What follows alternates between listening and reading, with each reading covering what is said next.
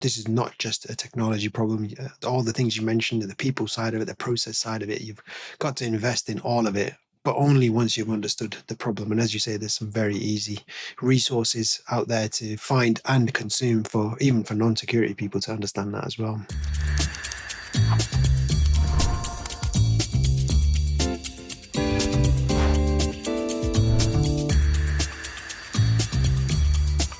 Welcome to the Technology Boardroom podcast.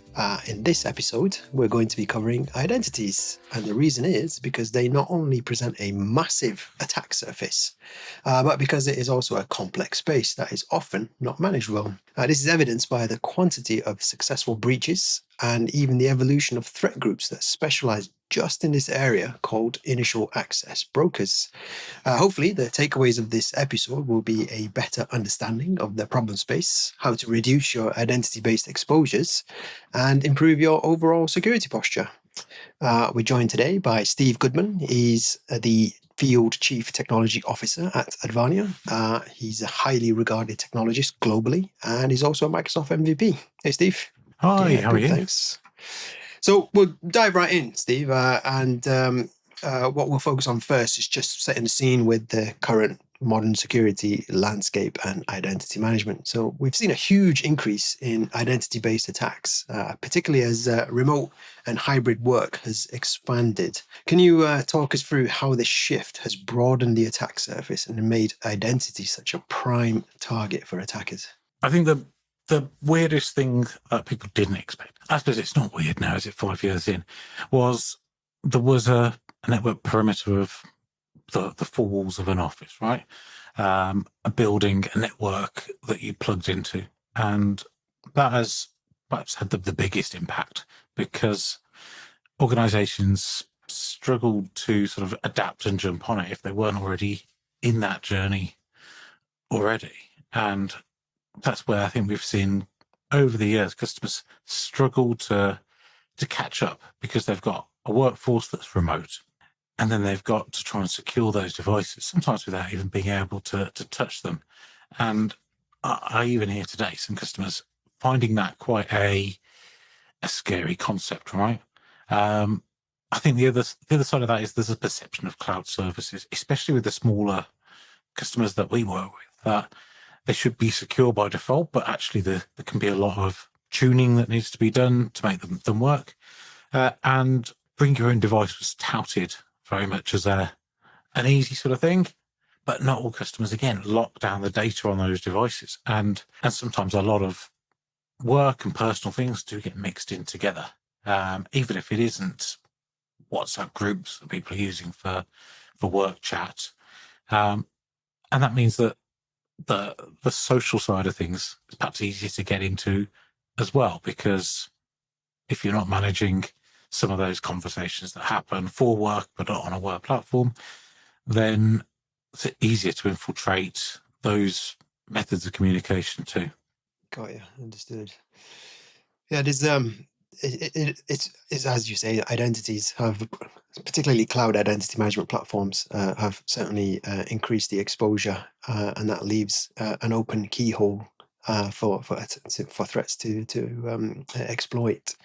So identity management is now seen as a critical pillar for defending people and data. Could you explain what this means and how Microsoft Entra fits into this ecosystem? I think Entra has perhaps become, alongside others, because there are alternative solutions like Okta and so on, but Microsoft are extremely well resourced when it comes to Entra and securing that. And they do publish statistics on how many types of attack they block. And they're into the blocking of billions and billions of attacks. And many organizations are not just using it for Microsoft 365, but standardizing upon it for other cloud SaaS-based services as well.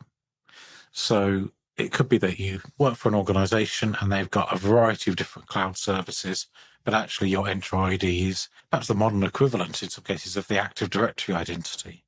And that does mean that whilst Active Directory is still a big target for attackers, Entra is a bigger target out there, but it's also potentially better defended, and it comes with a lot of tools that either can be part enabled by Microsoft and managed by them, all those controls that you can tune yourself to fit the organization's needs.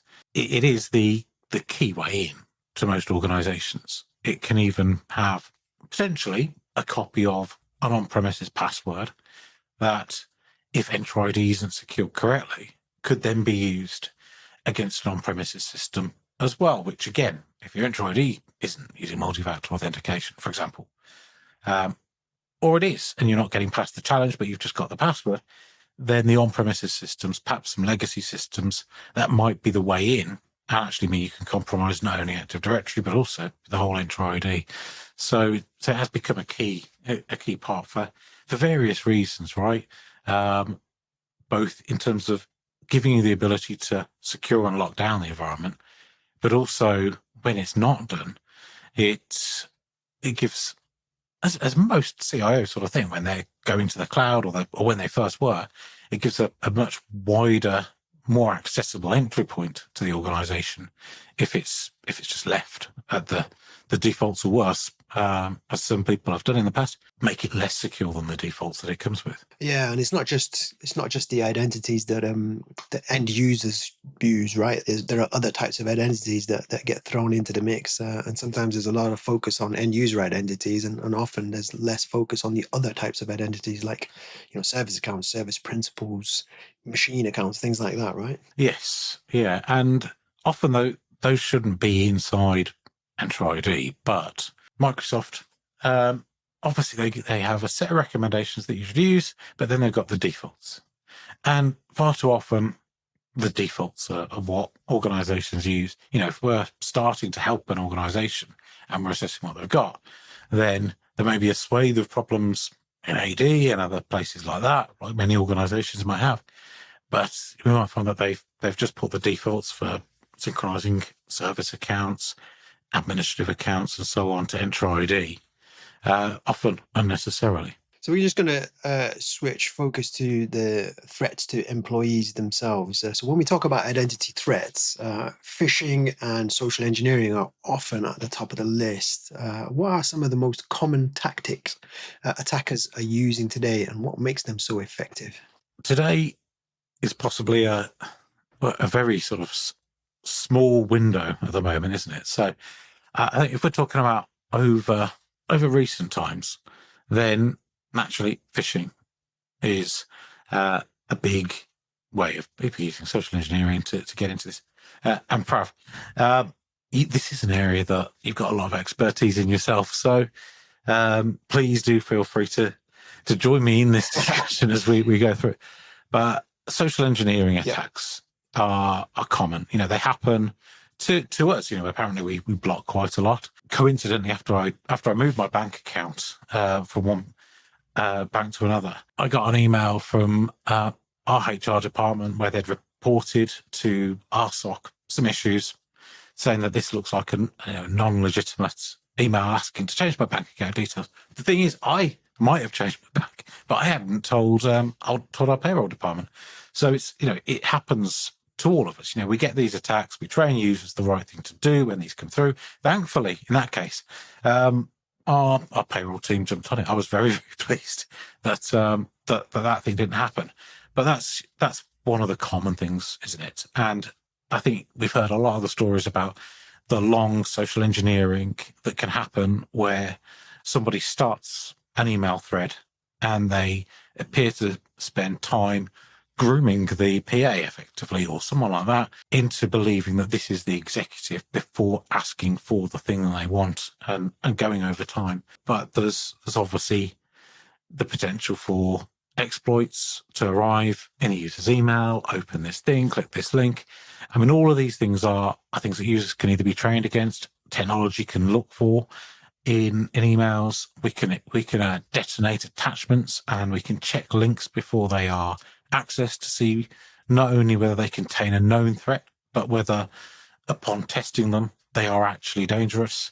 But I think we always have to be concerned that we could be fighting a war against a much more sophisticated looking type of attack as effectively AI goes to fight AI in terms of Microsoft and providers like that, using that in their security tooling, but also the attackers using this to make more legitimate sounding emails for a start.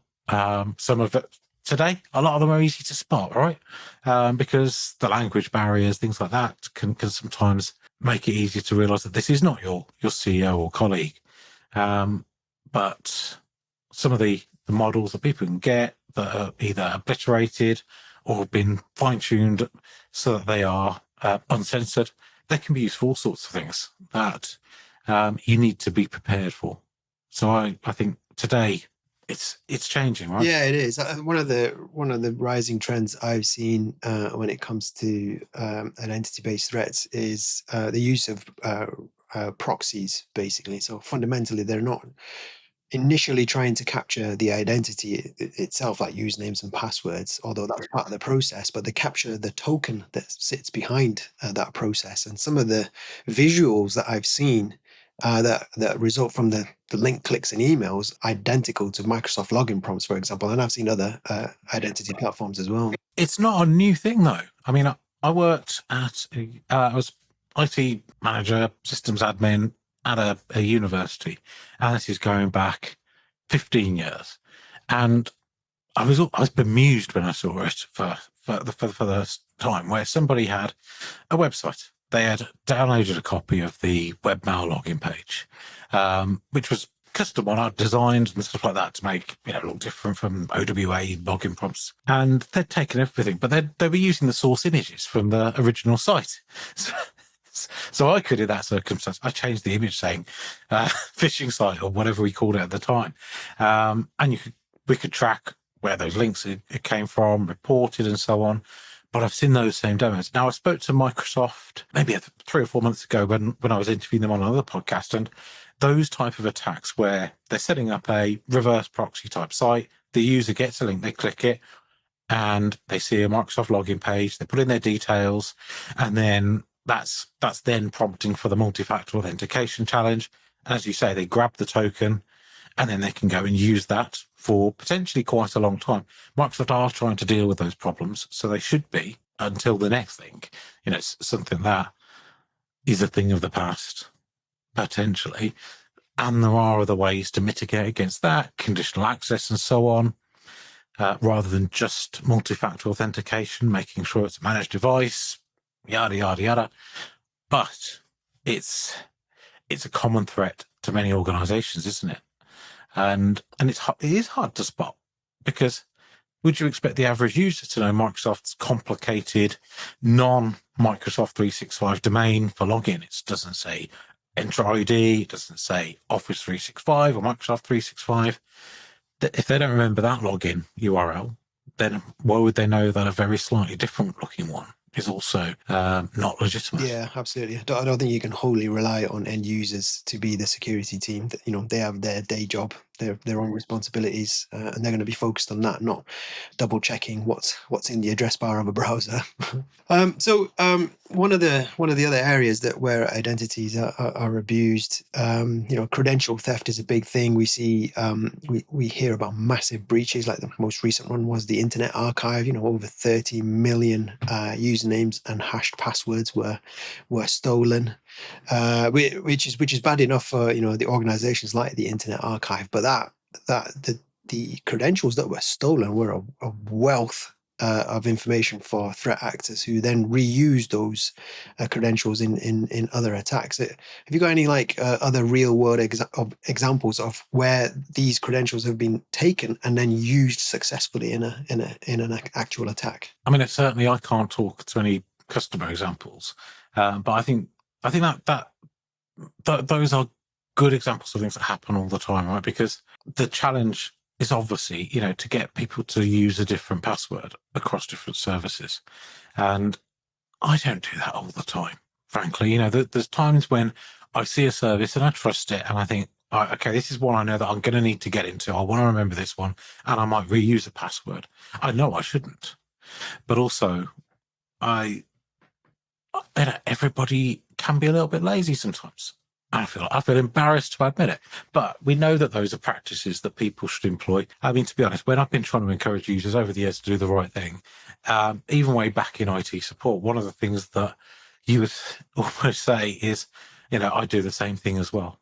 And when that's true, it's worth saying, I took the kids to the dentist the other day and they told they didn't need to know how to use their electric toothbrushes properly. And to be honest, I had never been shown. So I said, just like in IT support, well, I don't know either. I'll sit and listen to how, just so they didn't feel embarrassed, because people do feel like, am I the only one doing the wrong thing? Perhaps that not credential theft, but potential for credential theft was back when I was on the customer side, and I went to see someone who considered themselves to be like IT support for the office as well as the office manager in one of the big business units, and they had they had a book with everybody's password in, just in a drawer, which was like going way beyond the post-it note sort of example, and that always surprised me a little bit. And obviously we explained, but I don't know for sure whether they definitely changed their ways. But that seems, almost like something out of a silly IT cybersecurity style movie where someone goes in the drawer, they find a book full of passwords, and then they've got everything. But everybody, this was HR, everyone from the HR director down, their passwords in a book, just kept there. At least it was a physical copy and not in Notepad, I suppose. Yeah, heavily reliant on physical security there. Some of the things that we see in our SOC services, obviously, we see a lot of password guessing attacks. So when these big sites, big applications are breached, those username and password combinations will be used, in a guessing attack. Called password spraying, for example, is one of the techniques that are used. Yeah. And we often see a lot of that through the SOC services that we provide. Now, as you say, Entra is doing a lot of work to block those types of attacks. But occasionally, when it's low and slow, they sometimes slip through in certain conditions. And it's certainly worth keeping your eye on it, or having someone or something monitoring for when those events do occur. Yeah, I think proper configuration and understanding the intricacies of things are also, vastly important. For example, there were some changes that you needed to make a few years ago to what's called modern authentication. So modernizing the way that bits of Microsoft 365 worked. And there were parts of Microsoft 365 which were still using legacy methods for people accessing them. And that might be used by your calendar booking systems or room booking systems that might be connecting to it, managing it. And Microsoft had to go through quite a long process to get those vendors to update their systems so that they worked in a way that was more secure and supported modern authentication, as Microsoft call it. But during that sort of period, customers were encouraged to try and switch as soon as they could, because it did mean that there was ways of using things like password spray attacks to attempt to log in, which would fail, but the timing of that, because of the process that it would go through, where it was accepted and then it'd go up a couple of layers into the service before it got rejected, that people could detect whether or not that password would have been successful. And obviously Microsoft detected that, mitigated against it. But it just goes to show that, right, it's not just things that we can do as an organization, not things that someone like Advania can do to help and spot these things. It's also reliant on technology to improve, and companies like service providers like Microsoft to work from talking to the folk who are, or the person who's running that project, really sort of getting stuck into the weeds of solving a massive global problem. And as threat actors attack, they improve the technology on the Microsoft side, but then have to get the customers up to speed on it as well, and get rid of the legacy, actually get rid of the technology debt that they have. Yeah, makes sense. Obviously, we talked about threats to identities, some of the tactics that are used, and the way that compromised identities and tokens as well that are leveraged to gain access to environments, escalate privileges, move laterally, all those things that threat actors want to do to achieve their objectives. We'll turn our attention to how Entra combats these threats. So let's dive into Entra. How does Entra help organizations manage identity and access more effectively? So Entra, for those that know by a different name. Some people still, maybe accidentally or otherwise, refer to it as Azure AD. So it's the cloud-based service that comes with Microsoft 365 that allows you to authenticate against Microsoft 365. When you go to a login page, that's Entra ID. And most organizations will have, if they've got an on-premises Active Directory, or even in Azure, they've got Active Directory domain controllers as they've moved their servers to the cloud, then a copy of those identities is usually synced to Entra ID that allows people to sign in. And one of the key things that every organization should have multi-factor authentication. And that is key. But we do need to do more with conditional access. So realistically, what you want is things to be easy for a user to log in, right? They shouldn't be impeded on that journey. But also you want to keep the bad people out. And that usually means managed devices that are all owned by the organization.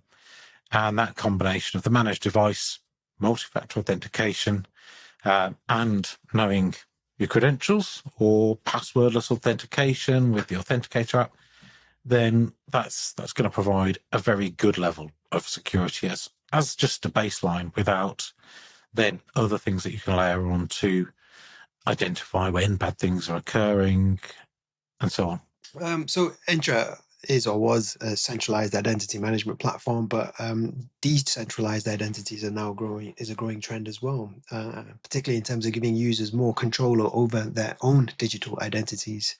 And another growing trend at the moment is zero trust. It seems to be a major focus in security today, certainly for larger organizations.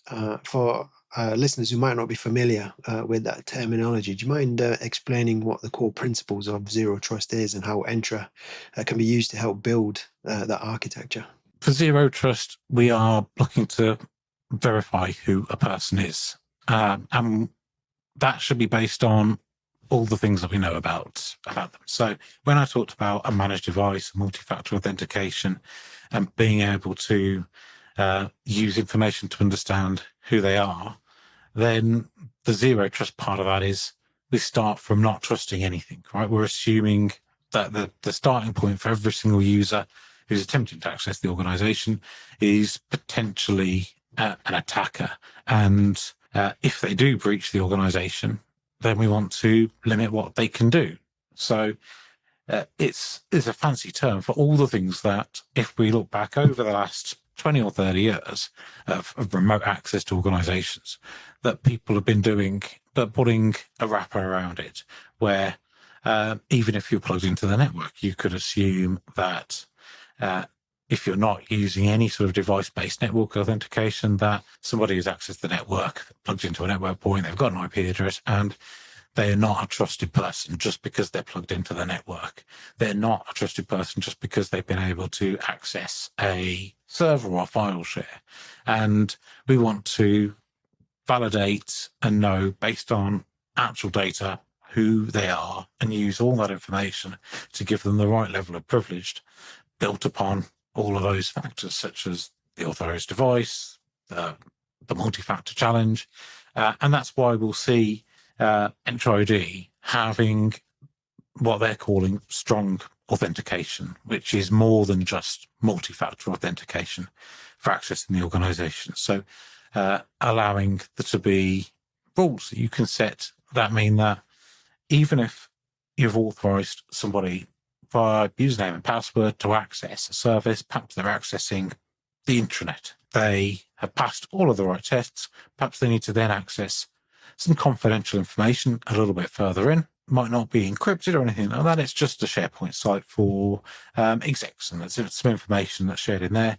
Then we've got the ability to then do additional verification to make sure we know who they are again, and monitor what's happening and look at the risk profile of different users, and integrate what Entra ID can do with other tools that you get in Microsoft 365 as well, to be able to change the type of things people can do inside applications as well. So to be able to provide explicit DLP checks, even when somebody is just copy and pasting data into Microsoft Word or a service like that, or making sure they can't download things. So the zero trust model is obviously don't trust anybody.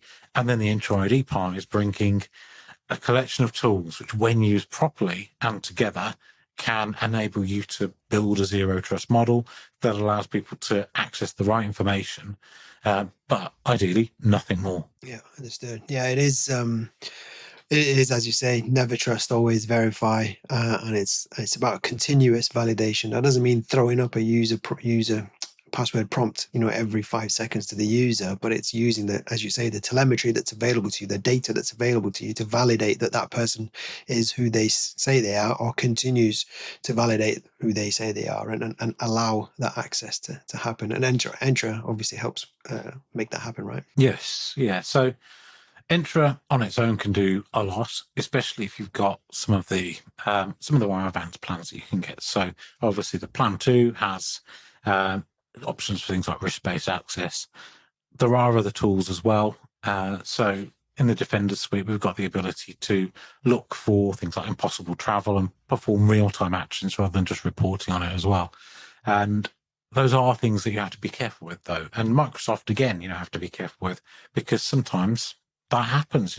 It's completely valid that someone will appear to be from 2 different locations within a short period of time. An example could be an exec is working from home, Virgin Media or BT or E, whoever, have an issue, despite what Kevin Bacon might tell us on the adverts, and they switch over to 4G. Actually, that could be like, the solutions like BT, for example, will say you've got backup where you go over to 4G, your location's going to change. It might not be impossible travel between countries, but that could potentially, without the right software in place to go, well, that obviously is meant to happen. This is a false positive, lock somebody out. So you've got to be very, very careful, because the impediment to the user, especially, let's say that example where it's an exec, means that the worst scenario that often happens, which is, well, take all those controls off for me, the exec, the person that can tell you to switch those things off, probably is the person who needs them the most, right?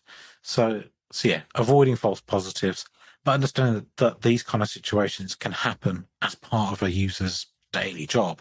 So signals that come in showing that somebody has moved locations very, very quickly, sometimes, or more often than not, really, are going to be erroneous because of working patterns and so. Yeah. I know you've also got to deal with the idiosyncrasies of communications technology as well, right? Even if you're on a 4G network, what we've seen is that that user might physically be in the UK, but because they're using 4G, the best point of presence at that moment in time might have been the Netherlands, for example, and you all of a sudden see interactions coming from the Netherlands. You need to be able to connect the two together, don't you? Yeah, it could be a chain of stores or whatever, all sorts of reasons, like someone's working from a coffee shop somewhere. There's so many different reasons why someone can appear to be from somewhere else. I remember years ago, if I worked from the Microsoft offices, then you'd appear to be in Germany. Or I think the car I had a web browser in it, the Tesla. And again, that popped me out from a different country when I used their internet service. And perhaps the latter one isn't the best one to be logging into Teams or whatever from, but it's just it's common enough that this can happen. Less common, I suppose, on your home broadband, where that doesn't change so much, and the location is roughly going to be either at one of their point of presences or somewhere within the region of where you're likely to be. So you touched on a good point there in terms of experiences of a CEO or expectation of a CEO, and even generally employee experience. There's one of the biggest challenges that organizations face is finding the right balance between security and usability. How does Entra make security seamless for employees through things like MFA or conditional access, as you mentioned, or single sign-on and things like that? The control is in the hands of the administrator, really. So you can, should you wish, create a pretty terrible experience. And let's face it, sometimes that can be the default that we go to as IT professionals, because we're tasked with, obviously, trying to make sure that, one, if someone was to audit what we've done, that they don't pull up a load of potential risks. And we might be building on other solutions that we've already put in. And the most effective way of getting from A to B might be layering something on top or adding another policy. But the net effect is it makes people's lives more difficult. So Entra ID does work well if you're rethinking things along Microsoft's ideas for what good looks like, and following their principles, which isn't a bad thing to do, because if you're setting up Entra ID in a way that they advise, and they have large teams of people using advanced technologies to mitigate some of these threats for you, then having it set up in a way that Microsoft consider best practice, if that's the right word, things are going to go a lot better, right? But the best practices aren't always going to be a fit for the organization. So you've got to find that balance, because what we know is if you set things up to be very difficult to use, then what will users do? They will either, if they're a senior exec, demand that those things are switched off, perhaps, or they'll work around them their own way. And well, that's exactly what I'd do. If I was working in a bank or something like that, then, and I needed to get my job done and something was impeding me, and I said to my boss, there's these things in the way, you probably end up hitting a deadline. You'll be allowed to work around those things as well. And that's when the risk is introduced. And now, of course, that's one person. That might be happening to many employees many times a week, creating, a massive underlying threat, almost a little bit like shadow IT or whatever, where people are going around the system using other tools, doing things that the IT have no visibility over.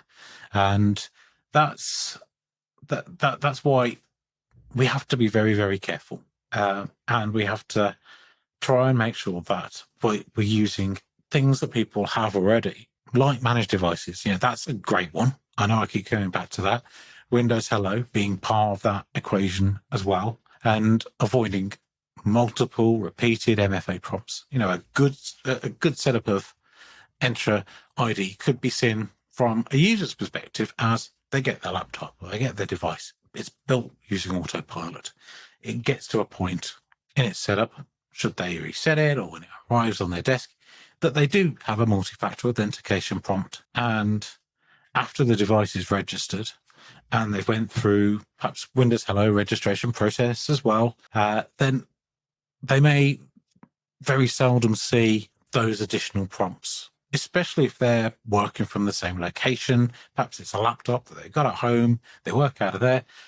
Then unless they log in from somewhere else, log in remotely, perhaps, for example, at Advania, if we logged in from somewhere else, then we're not just going to get full access. You're either going to be blocked accessing some services, or you might have restrictions placed upon you of what you've got to do before you can access it from your own device. And all those sort of things that need to happen all stay in place. But from the user's perspective, who's just opening up that laptop, then they're not being inconvenienced, because we've given them a bunch of things that gives them the additional factors to say, this is the right person. This is the person who has the right device. Not only do they know their password, but they know their PIN, or we've verified their face.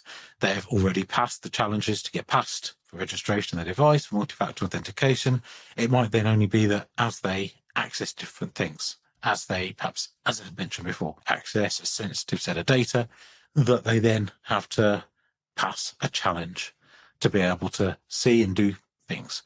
But day to day, you wouldn't want them to be inconvenienced, and you'd want to make sure that their life is not affected by the comprehensive security tools that wrap around them and keep them safe. It's a very key point about users finding ways around difficult or processes that introduce friction. And shadow IT, you mentioned it, it's a big underlying risk that can occur when those situations happen as well. So just on the employee side of things, you mentioned training earlier on in the conversation. How important is employee education in ensuring that identity management is successful? I think it is critical, but it needs to come from the right people, because let's face it, right? Most people in the business may not be as concerned about what a cybersecurity team in the business have to say, or an IT security, or even just a general IT team, because they might get a lot of messaging from them. They might have to go through a bunch of mandatory training, like we do on cybersecurity and so on, but then there's specific messaging that relates to the organization itself. And that's crucial. And it comes across best when the organization has buy-in from the business and senior leaders in the business. And that's a key for training materials, videos that might be put on the internet that explain why you should do this, what's in it for the business, what's in it for you as an employee if you follow those things. But then when it comes to the training, there's one, usability. It should be easy. It should be intuitive for somebody to do this. But there's going to be steps that they have to take. I would say that what I've experienced is customers who or people I've worked with are customers who are very concerned about upsetting the business when they put in some of the extra challenges that they know that they've got to do, but they're worried that people won't be able to follow the instructions and so on, or because people do phone up. Not everybody has the same level of expertise with technology, but in all of those cases, when they've then bit the bullet, they've provided guidance up front, even if it's the Microsoft guidance to help people through setting up multifactor authentication, getting or the Authenticator app ready on somebody's phone, scanning a QR code, going through all those straightforward steps. With a bit of guidance, people can do it. And effectively at the end of it, they go, that was easier than that. That was easier than I thought. Okay, yeah, you were right, Steve. And that's an important thing, that you've got to respect the fact that yes, the business are focused on what they're good at, and that might not be IT, but these are things that they have to do in their personal lives, on a regular basis these days when they're accessing the bank. And yeah, sometimes that's a pain, isn't it? My bank requires me to scan my face to move money and stuff like that. I was paying for my daughter's lunch in the car at 7 o'clock in the morning, and I got locked out because it didn't recognize my face. It was so annoying because I had to go back home and re-register for the entire app. It was a pain in the bum, and it happens. But that might happen to your users as well, right? But that's a fact of life, that it's important. You have to do it. And the inconvenience, especially if you make it easy after that initial inconvenience, like normally I scan my face, it transfers the money. I don't have to text. I don't have to go into news what I used to, one of those pin things where you put your card in, type a code, a challenge code, and back on. The registration process, yes, difficult, can go wrong sometimes, but ultimately, the more advanced technologies that are built to be simpler to use, it makes their lives easier in the long run, and it's worth explaining what that carrot is after you've went through that process, why it's worth the pain for what you're going to get later. I think one of the other developments in training technology is nudge technology, which is rather than doing point-in-time training for users and then they forget it for the next 365 days before they come around to it again, or are forced to go through it again. What I've seen happen, or what I've seen developing, it's not quite there yet, but it is introducing nudge technology. So that when a user takes a misstep, the user gets prompted at that point in time to say, hey, are you sure you want to take this action? And I think that'll have a large part to play when it comes to training and keeping security at the forefront of users' thinking. Is just pointing out things that they might not be aware of at the time they're doing it, so that they actually have the option to do something about it before it gets any worse. And it's common in UI design, isn't it? If you get a new phone, the expectation is that when you first set it up, you're not going to know how to use it. They don't come with a manual either, and it might be your only device that you've got, which means that you don't have a way of getting a manual. But so that's why they have that similar technology. It's not called nudge technology, but you turn the phone on, it shows you the finger swiping across, it tells you what to do next, it instructs you as you go through those processes. And people are used to that type of just-in-time training. And if it doesn't impede an advanced user from getting through the steps, and it's not annoying, it's not a clippy in the corner, it looks like you're trying to log in, maybe I'd like to watch a 10-minute video or something like that, then you'll be fine. It's just that right amount of information, isn't it, to make sure that people, when they've got 3 or 4 different options and they're not going to be sure what to do, are shown this is the right way.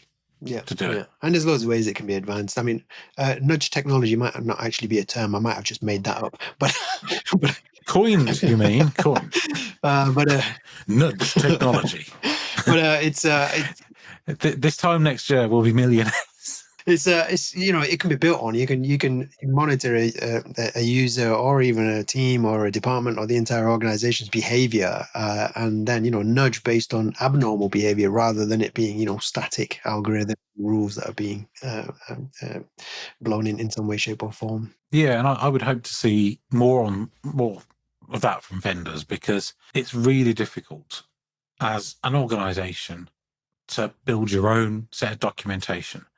And to be fair, Microsoft do a good job, with the guidance that they provide. But if you were taking some of that guidance, it can get out of date. If you look at name changes in products, you might find that not only have the names changed, which would not only confuse us and does confuse us, but make it near impossible for a user to know what they're supposed to do.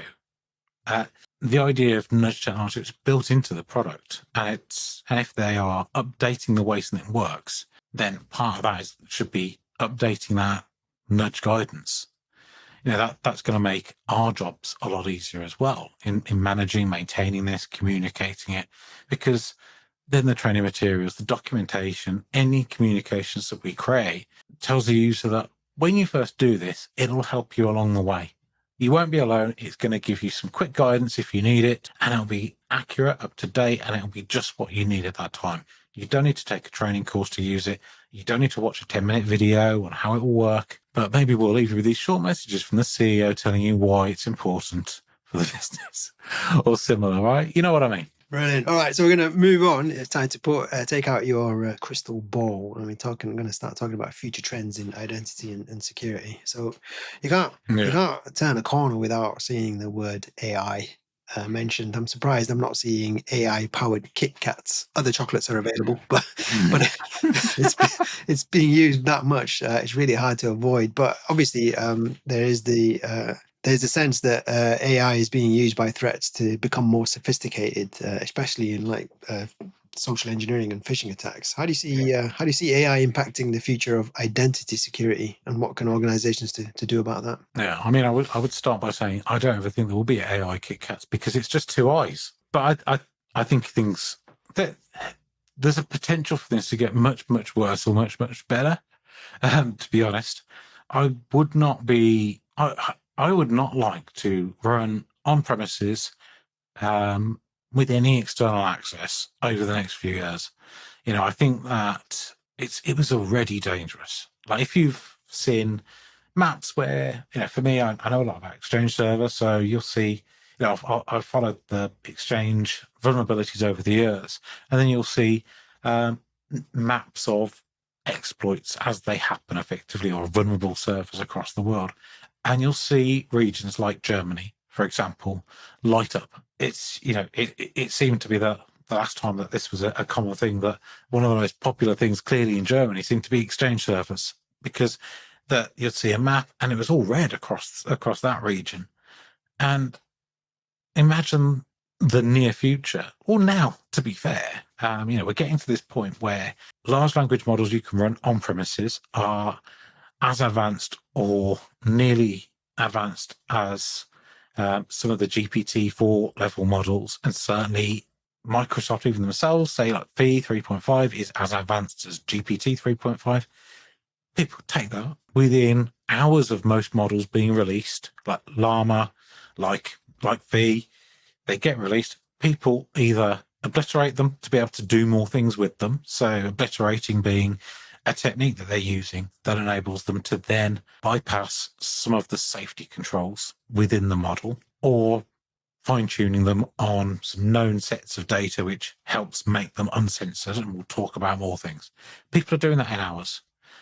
You can do it with graphics cards you can buy for 500 quid off eBay and have delivered tomorrow. So like a NVIDIA 3090, great for the kids and play Microsoft Flight Simulator, but also good enough to train a model to do your own bidding and using an attack. And potentially a great way of making money for cyber criminals, right? So we've got all of that happening right now. And that means that perhaps you wanted to try and find exploits in software. Is it unreasonable to think that people are not using open source coding assistants with open source unlocked models to help them code software to help them find exploits in common legacy on-premises software that you might find it much more difficult or need a much higher skill set to be able to find those exploits in? So that's my worry, a complicated way of saying people use stuff without any controls on that is AI to either attack things or to build things that will then allow them to attack things.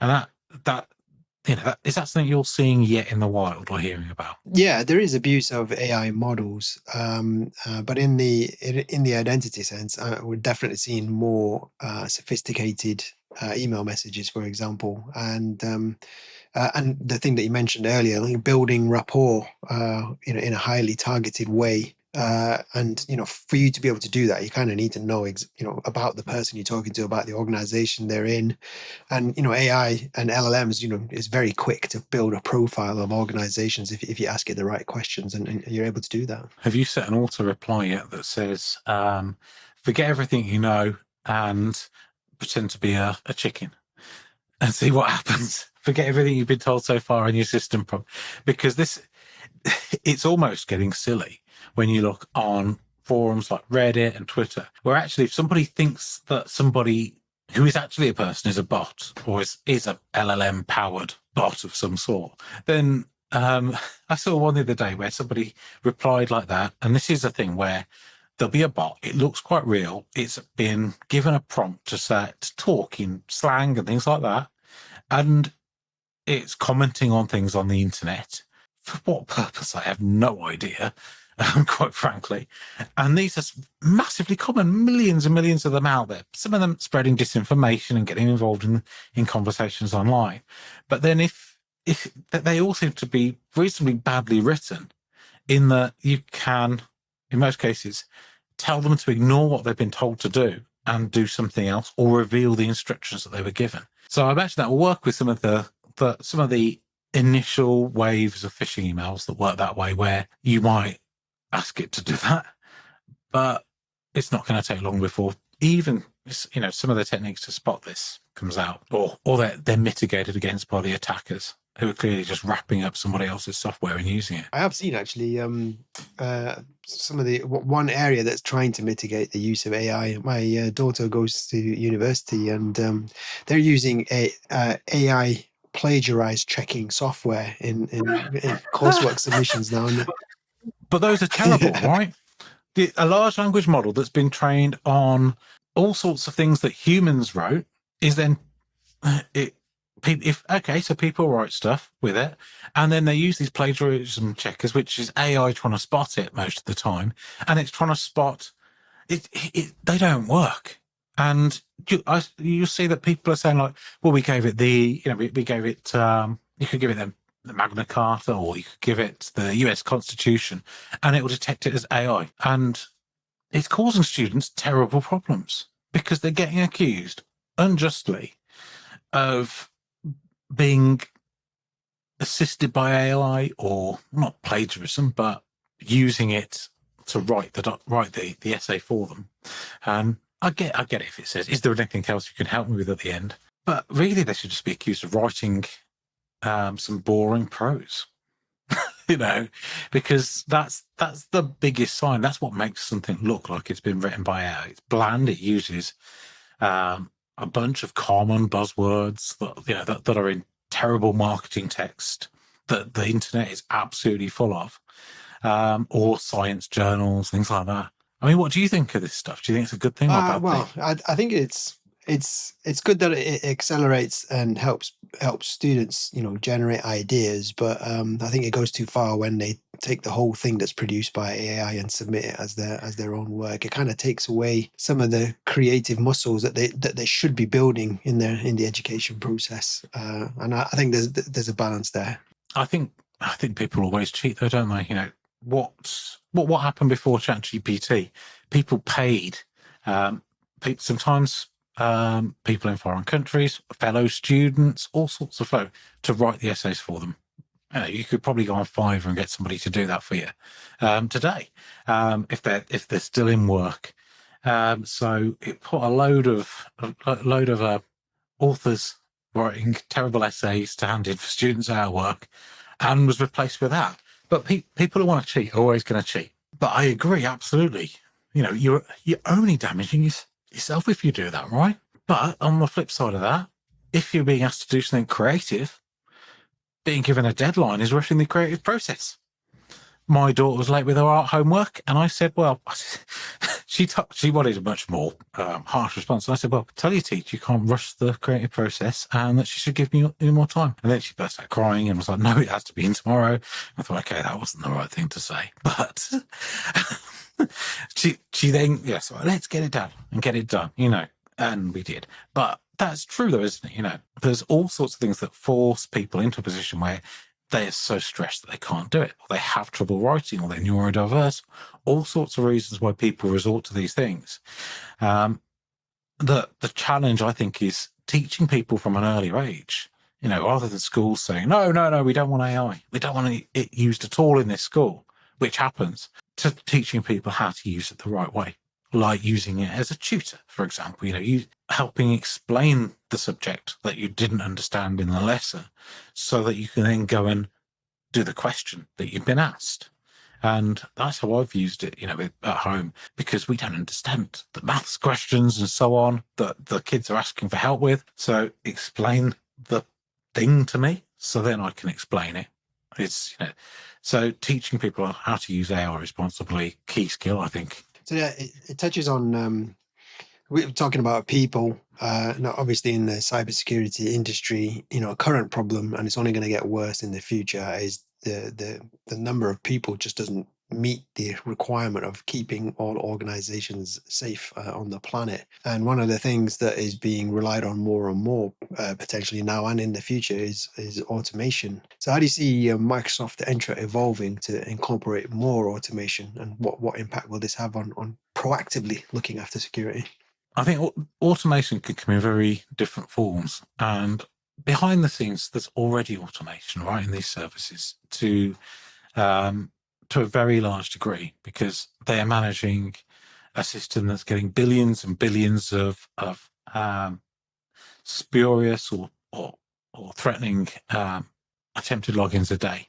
It's not a small number. So there's already a vast amount of automation that happens behind the scenes. I spoke to a couple of weeks ago a lady who looks after tracking abuse of these systems, and the way she described it, it's like there's a small team of detectives. So have you heard about threats where malware or similar is placed in a consumer or a trial tenant's OneDrive? So her team's responsibility is to deal with those things. And they rely heavily on automation to be able to find these.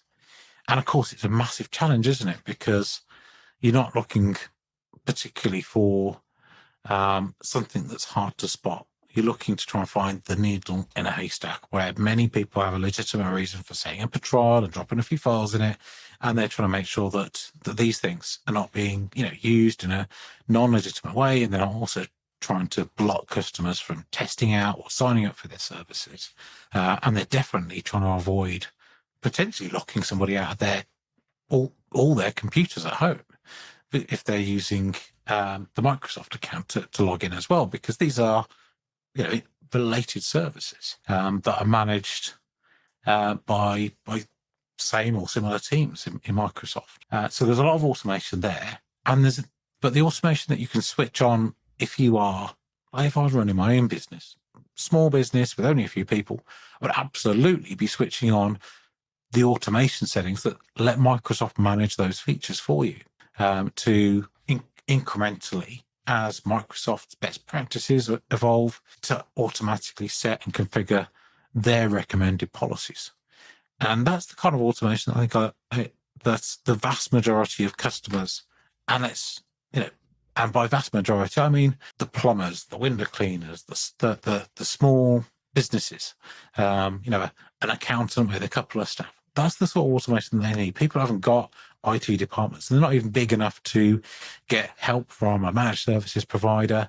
They just go along as they can, and they need that sort of automation, more than anything else. What sort of automation are you most excited about More on that you see across these threat services? detection side, and bringing together. I mean, it's all well and good having these detection rules in place, tying in together different events from an identity management system.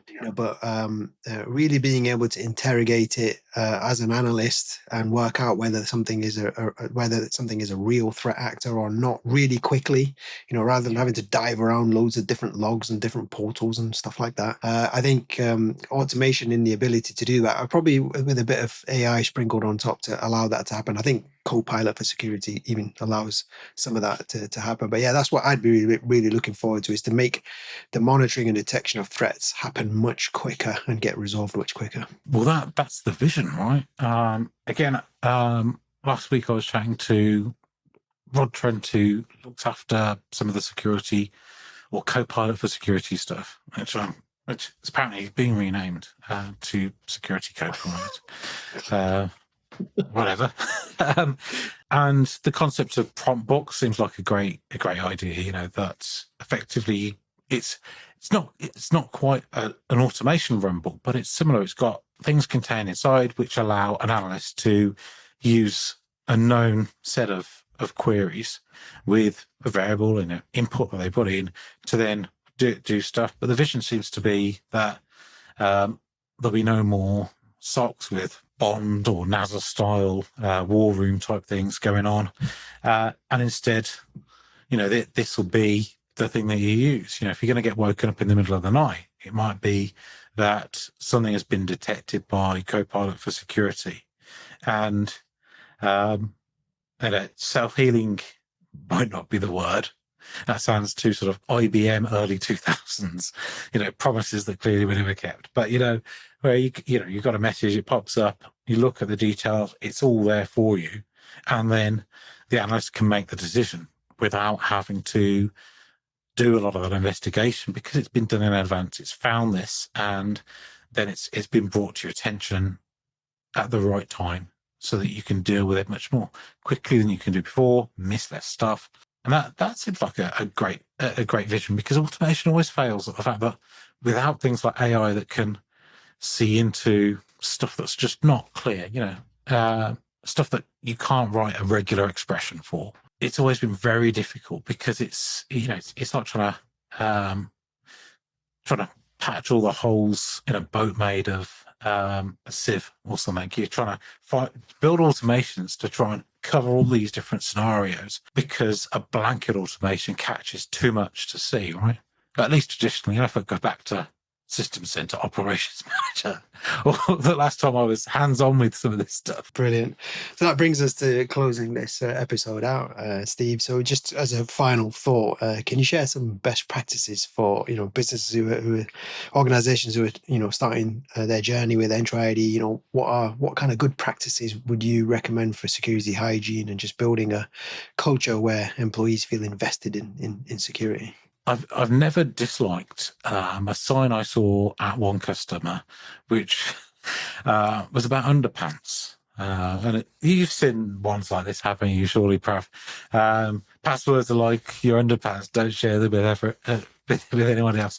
And it's clearly the way. And change them regularly. That was the other statement that was on. Change them regularly. Well, Microsoft said everybody says not to now. Anymore. Making this stuff straightforward, because obviously everybody understands that, and it's a little bit funny that the first time you've heard it, I suppose. That's it. Leadership were invested in it. It wasn't an IT thing. I remember going to lunch at a customer. The CEO sat down and understood not the technology, of course, in its intricacies, but understood why it was important, and was wanting to talk to the enterprise architect at lunch and us that were there at the same time to just sort of put a bit of gravitas on this project, because it was crucial, right, for them, because they took it seriously, very, very seriously, because they were dealing with sensitive information, and all businesses deal with sensitive information. more or less.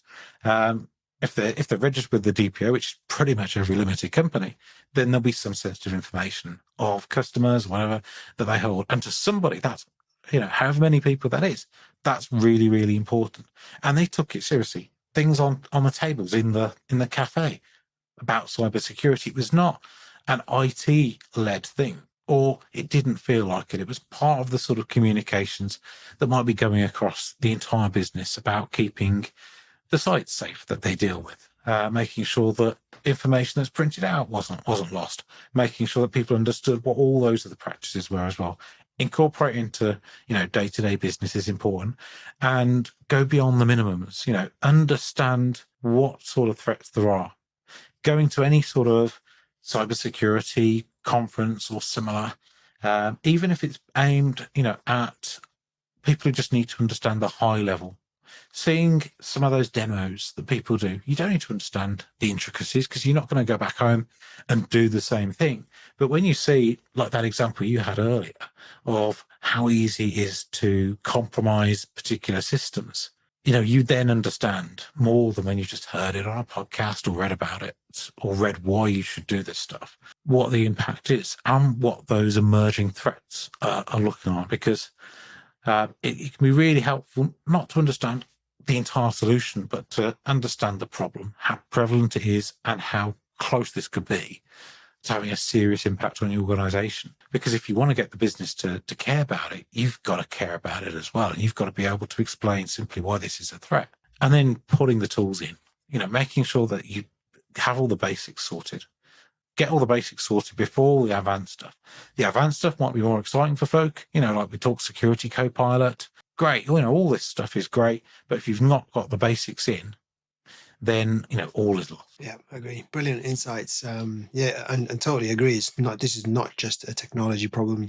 All the things you mentioned, the people side of it, the process side of it, you've got to invest in all of it, but only once you've understood the problem. And as you say, there's some very easy resources out there to find and consume even for non-security people to understand that as well. Brilliant, Steve. Thank you very much for your time. Thank you. It's been a pleasure to talk to you. Likewise.